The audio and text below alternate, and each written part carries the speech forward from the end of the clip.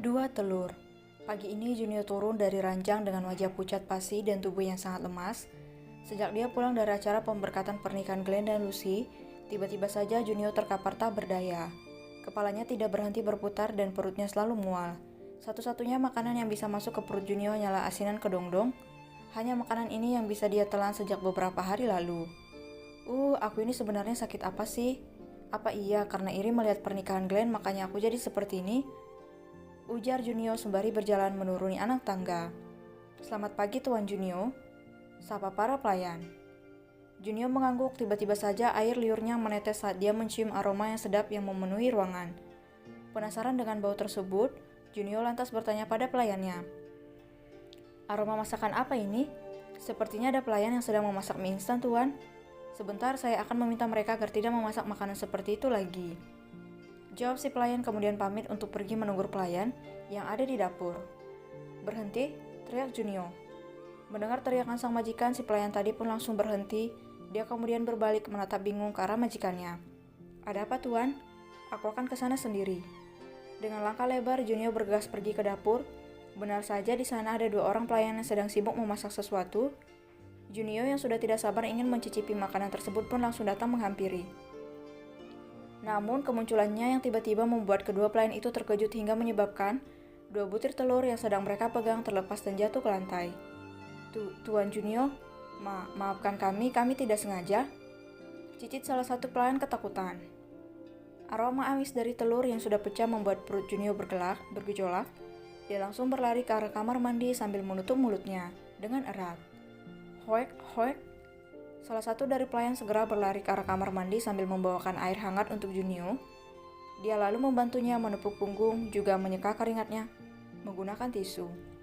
Brengsek, umpat Junio emosi sambil memukul pinggiran kloset. Aku ini sebenarnya kenapa Konyol sekali. Masa hanya gara-gara bau telur aku jadi muntah-muntah begini? Dasar sialan. Tuan, mungkin Anda sedang masuk angin makanya muntah-muntah seperti ini. Ini minumlah air hangat dulu untuk meredakan rasa mualnya.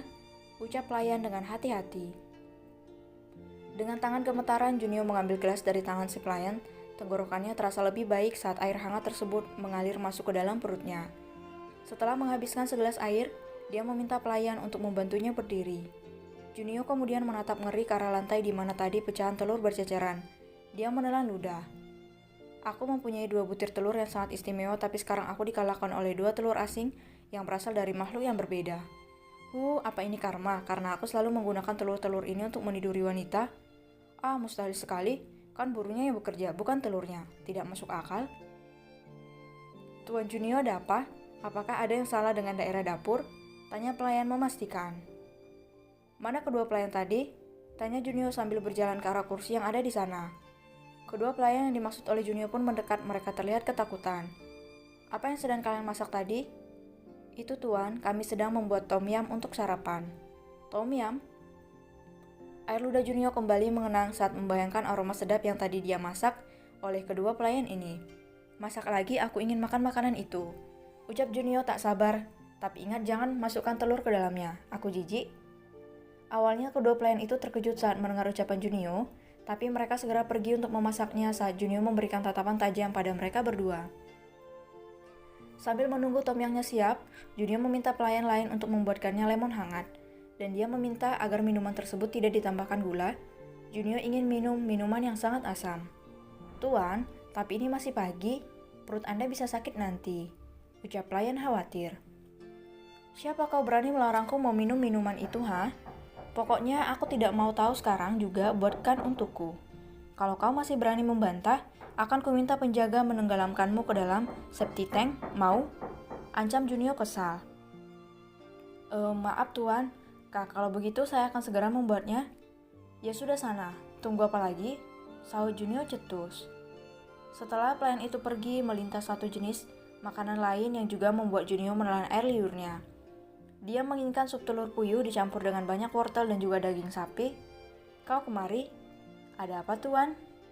Buatkan aku sup telur puyuh yang dicampur dengan banyak wortel dan daging sapi.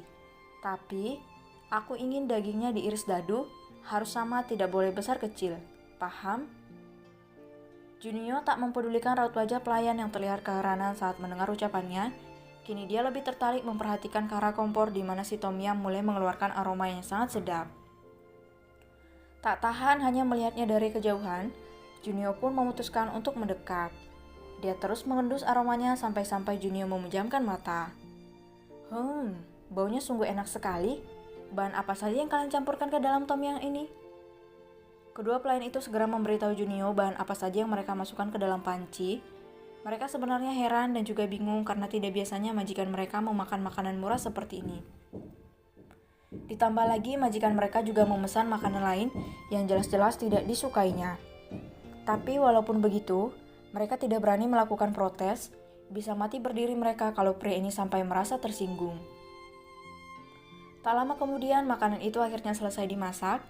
Junio yang sudah tidak sabar segera duduk di meja makan menunggu makanan itu disajikan. Layaknya anak kecil, Junio mengetuk-ngetukkan sendok ke atas meja. Jangan tanya lagi seberapa banyak air liur di dalam mulutnya. Sangat banyak. Tuan, hati-hati. Lidah Anda bisa melepuh jika langsung memakannya tanpa meniupnya terlebih dahulu. Pekik pelayan kaget melihat Junio yang ingin langsung memakan Tom Yum yang masih mengeluarkan asap. Cak, kalian ini kenapa rewel sekali sih? Aku itu sudah meneteskan air liur sejak tadi, jadi kalian jangan menghalang-halangi aku untuk menyantap makanan ini. Keluh Junio mulai kesal. Para pelayan akhirnya diam membiarkan sang majikan menikmati makanan tersebut. Mereka terus memperhatikan cara makanan si majikan yang terkesan seperti orang kelaparan. Tuan Junio kenapa ya? Dia terlihat seperti orang yang sedang mengidam, bisik salah seorang pelayan. Sembarangan. Bagaimana caranya seorang pria bisa mengidam? Dia kan tidak punya rahim. Mustahil Tuan Junio hamil. Hei, kau jangan salah, ini bisa saja terjadi jika kekasih Tuan Junio sedang mengandung anaknya. Mengidam itu tidak hanya terjadi pada wanita saja, pria pun bisa merasakannya. Hah? Masa ada hal seperti itu sih? Ada, aku tidak bohong. Ayahku adalah contohnya. Setiap kali ibuku hamil, ayahku yang akan menderita selama berbulan-bulan. Sedangkan ibuku tidak merasakan apa-apa selain perutnya yang membesar. Makanya aku curiga, kalau kekasihnya Tuan Junio itu sedang hamil.